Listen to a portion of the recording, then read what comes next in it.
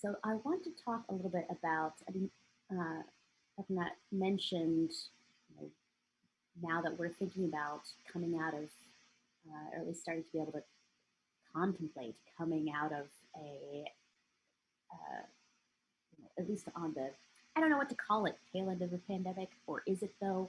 Maybe. You know who we can ask? Dr. Dory Sagan.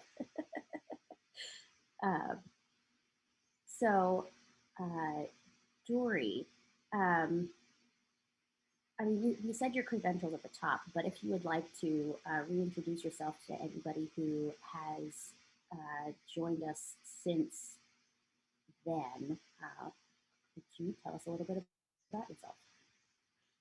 Sure. Thanks, Laurel. And I will say that it's really a pleasure and an honor to be here, and I'm so grateful to everyone so far for their insights and their inspiration. So for those who don't know me, I've been part of the Lindy community since '98, and some other dance communities as well. Um, and I'm a doctor, and I've spent the last 18 months of my life, like many of my colleagues, focused on COVID and its impact on my patients. And I've spent the last 6 months of my life studying the vaccines and vaccine responses, et cetera. And I've done a lot of interviews with national news media about the impact of vaccines on people who are on immunosuppression, which is sort of the particular field that I'm looking at. But I've also been involved in a tremendous number of discussions with the dance community and dance organizers. I have a Facebook group just for people running dance events that has now over 1,000 people on that group that I never thought would reach that number. And clearly there's a lot of worry and confusion about what's out there with regards to the pandemic. So if you take home one message from me today, and I'm sure we'll talk about a lot of the details of it, it's that I strongly feel that right now, the only reasonable way for us to have a social dance event is vaccine only. Unvaccinated people put our entire community at risk, and this is not a personal judgment. But this is just a medical fact. So why do I say this? First, I think it's important to remember that the vaccine is contraindicated in almost nobody. That means that even for a big event, maybe one person actually can't take the vaccine. Everyone else either doesn't have access to the vaccine or just doesn't want to be vaccinated. Um, while vaccine access has improved dramatically in this country, thank goodness, I do think it's totally reasonable to ask a dance community to devote energy and bandwidth to helping people get access to the vaccine. And I think it's reasonable to ask a dance community to consider accommodations for those couple of people who actually cannot be vaccinated, but really want to be involved while keeping the community safe. But the overwhelming majority of unvaccinated people, and Hillary's on this panel, and I'm sure you'll hear from her as well, unvaccinated people who want to attend dance events and even demand to attend dance events are people who have chosen not to be vaccinated. And look, it's fine for them to make this choice, but it's not fine for them to then put an entire ballroom of people at risk or an entire dance community at risk. It's a free choice, but not one that should be free of consequences. Is it reasonable to expect a dance community to provide medical information about vaccine safety? Maybe. This isn't the doctor community, this is the dance community, but links to CDC, sure, yeah, that's reasonable. Is it reasonable to expect the dance community to put its members at risk by allowing unvaccinated people into events? No. Hard no. So why do I say that unvaccinated people put our entire community at risk? Well, here's the deal. If everyone is following CDC guidelines, then CDC guidelines apply, like that vaccinated people are safe without masks and social distancing, et cetera. But remember that CDC guidelines also say that unvaccinated people need to stay distanced and masked. So if you have a room of all vaccinated people, then everyone's relatively safe, and the likelihood of an unvaccinated person shedding enough virus to infect another vaccinated person is very low. But if you add unvaccinated people to that mix, all of that goes away. And it's totally possible for an unvaccinated person to shed enough virus to infect vaccinated people, especially given the specter of aggressive variants. And also, even according to the CDC, unvaccinated people should not be social dancing. How can you stay 6 feet away from everyone, as the CDC clearly says you should, and be social dancing? I mean, maybe there are some dances that would accommodate that, but certainly not our dance. And if people who choose not to be vaccinated want accommodations to attend your event, my challenge is that I would love to hear how they propose to follow CDC guidelines and still attend a social dance event safely. People have asked me a lot about kids recently, so I'll spend 30 seconds on that. What about kids? So 16 and older have been eligible for months, so that's a no-brainer. 12 to 15 just got approval a couple of months ago, so that may trickle on, but in a few months we can say that we basically treat anyone 12 and over, just like we've already discussed. For those under 12, I do understand the dilemma. From a purely medical perspective, I would say, look, I'm sorry, but social dancing just isn't the right thing for kids under 12 right now.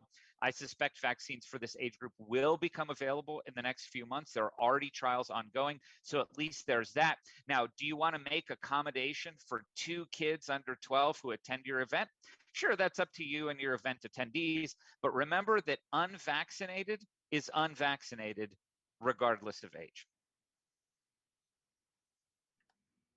All right, thank you so much. And as Dr.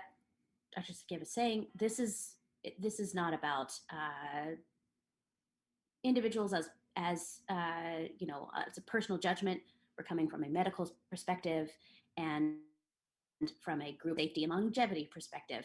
So I guess one more question for you, Dory, is for individual dancers who are looking to possibly start dancing within their local dance scene or for one of these events that are happening coming up, how should we evaluate whether it's safe for us to dance?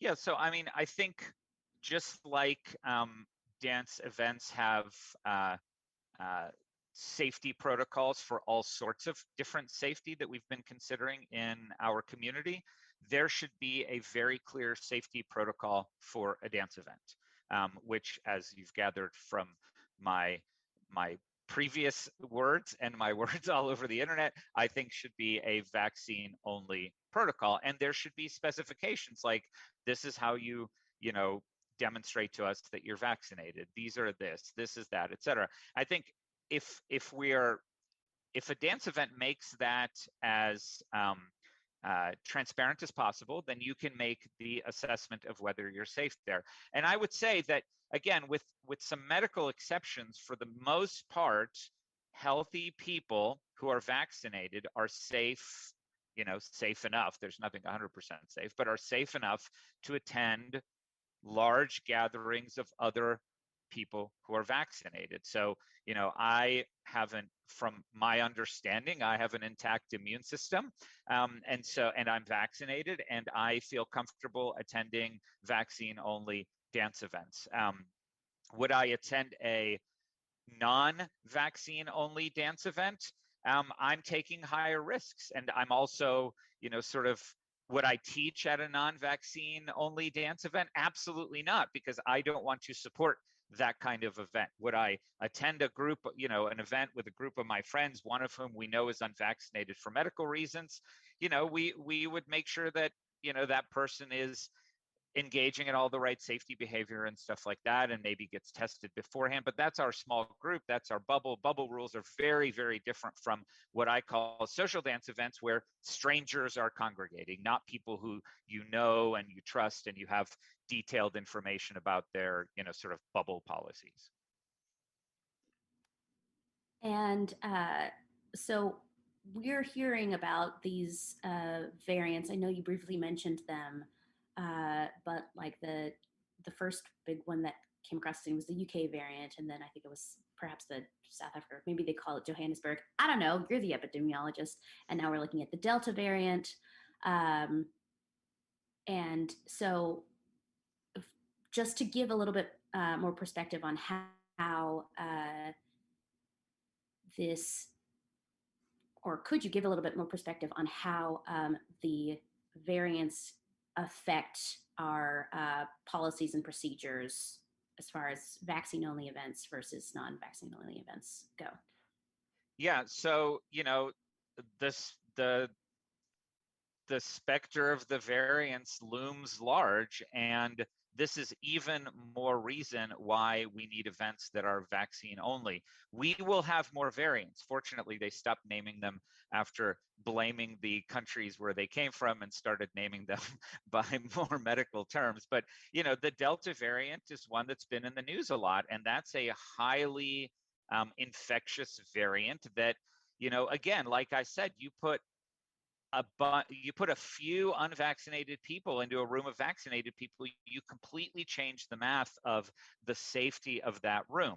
Right now, from what we know, vaccinated people have protection from even the variants. They may not have the unbelievable protection that they have from the native strains of the virus, but they certainly have protection, at least from what we know, from all of the variants that are going around. And then again, you put vaccinated people with vaccinated people, the likelihood that you're going to spread even these current variants that we have available is low. And there will be new variants and there will be boosters. And that's the other reason, like, our scene needs to get used to the fact that if we are going to social dance, if we're going to partake in a thing where we interact with 1,500 of the greatest strangers in the entire world, dancing to the best music in the entire world in an indoor ballroom where everybody's hugging everybody and everybody's touching everybody, we need to be vaccinated, and we need to keep being vaccinated when there are variant boosters to come out,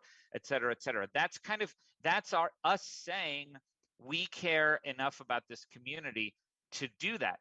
I must say that the thing that worries me even more about an unvaccinated person wanting to attend a social dance event is I'm more worried not just that they're unvaccinated, but that they're sending this message that I refuse to be vaccinated, yet I still expect to interact with all of these people in a social dance event. Again, for people that have medical exceptions to this, there can be rare accommodations made. There are ways to make sure that somebody can participate in a safe way if they really care about the community, they really want to work with the organizers, et cetera.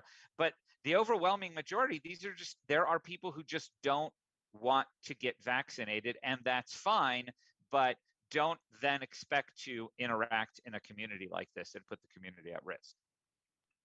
And I know that you did a town hall with the Wild Wild Westy community, and to quote your own words, for the people who are not being vaccinated for whatever reason, perhaps this 2021 isn't your year. Your time will come. It's just not yet. So thank you so much for that perspective. Now, a lot of these um, event policies that we're putting into place, these are new for our event organizers. So I want to throw it over to Hillary Alexander to tell us a little bit about what it has been like to um, to be one of the first events that's coming back. I know you're going vaccine only. Uh, what has it been like to just try and put some of these safety procedures into place, Hillary?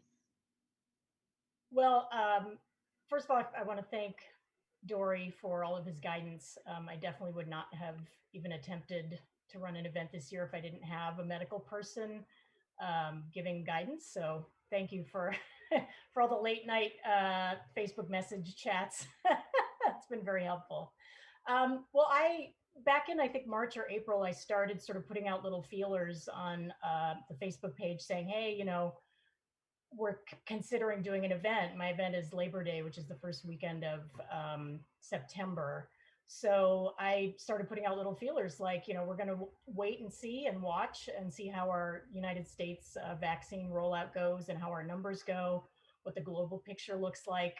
And then we'll make a determination if we can have this event and under what circumstances. I also had to work with the hotel, obviously. I'm at the Marriott here in Los Angeles, and they're kind of partners in all of this because they have their own regulations and their own state guidance that they have to follow. But it became clear as our vaccine ramp up was going really well in April and May that a vaccine only event could be actually feasible, and it did seem like that was what the majority of Lindy Hoppers wanted. So I opened for registration on June 1st, and I did receive, I'm not going to say a lot, but a certain amount of pushback from people objecting to the policy of vaccine only. And I will add that I do offer a medical waiver for those who cannot receive the vaccine. And even with that, it just wasn't enough for some people. The words discrimination were being thrown around, and authoritarian and things like that. And it was a tiny, very vocal minority. And I, again, I was interested to see how this would play out as far as the actual registration. And as of now, the unvaccinated people are like 0.5% of the attendees, and it's really only the 3 people that had already reached out to me saying, look, this is my situation, I have a medical note, I test all the time, I'll test before I come to the event, and that's it. And I mean, we're trying to do this as safely as possible, and the people that are coming who are unvaccinated are very responsible people. I know them personally. We do require a negative test 48 hours before attending. I'm pretty sure some, if not all of them, will prefer to be masked for the weekend, especially with Delta going around. So, we're really doing our best to do this event as safely and responsibly as possible. And I know that we've had some questions. I'll just say quickly to our chat. There have been some questions that have been asked within the chat, and I know we couldn't quite get to you all again. We are running over. Thank you for staying with us. But so Hillary, I wanted to ask for you, what do you feel that, or in your experience, what do you think attendees need to hear to, from an organizer's perspective, to just make it very clear, these are our policies, what kind of language are you using? What are these exemptions versus considerations? How does that work for you as an organizer? Well, I mean, I'm trying to communicate as effectively as possible. There's so many places that you need to have information, and I feel like I'm always one step behind. Like, okay, it needs to be on Facebook, it needs to be on the registration form itself, it needs to be on the front page of your website, it needs to be in the frequently asked questions. And every day I'm reminded of yet another COVID-related policy thing that, I forgot to put that here. I just brought on a medical, officer, registered nurse who's going to be helping us with, emergency medical situations, COVID related and not. I put him on the website, Sam Chan, and I'm kind of adding as I go and as I remember, like, oh, okay, they need to know about this and they need to know about this, and also with the understanding that over the next 2 months things will change. Some policies may change. We may have to get stricter on certain things. And I'm hoping that people will just go with me on that. I don't know what the masking requirements will be in LA County for, large indoor events at that point. If Delta starts to really take a hold, that information may change. So, we're trying to be as transparent and communicative as possible. I know that people, they need to have faith in the organizer that they will keep them safe. And this is a massive responsibility, and I do not take it lightly. And I also understand, and I hope everybody understands, that there's no way to make anything 100% safe, despite your best efforts. We're in a very scary time, and I understand that people just won't feel safe dancing this year at all. For some people, that's, something they're just not comfortable with, and I completely respect that. But I did want to offer this. I think we all need a little joy also. So for people who do feel safe, I am offering this as I'm making this as safe as I can. I hope people will come and have a great time and feel good. And I hope that they can trust me with their, with their safety for a weekend. Hillary, I want to thank you also. Many of us have been watching you from the background, not being the ones who are under fire. And we've been thanking you because we identify that you're just trying to do your best to try to make us all safe, and it's not something that's personal. So I want to thank you, Hillary and Dory, for jumping in. I know we're behind, and we did an ambitious program, but I have a lot of compassion for the event organizers, and we're going to move into our mental health section right now. And I just want to make a quick statement, which is we got to have more compassion and grace. And let's just assume at this point for events that they have the good intentions when they're making those decisions. I think we should be starting to assume good intentions first. I'm going to go ahead and we're going to transition over to the mental health sections because I know we got to keep moving along. So let's just get to the next video and go, Brett. Thank you all.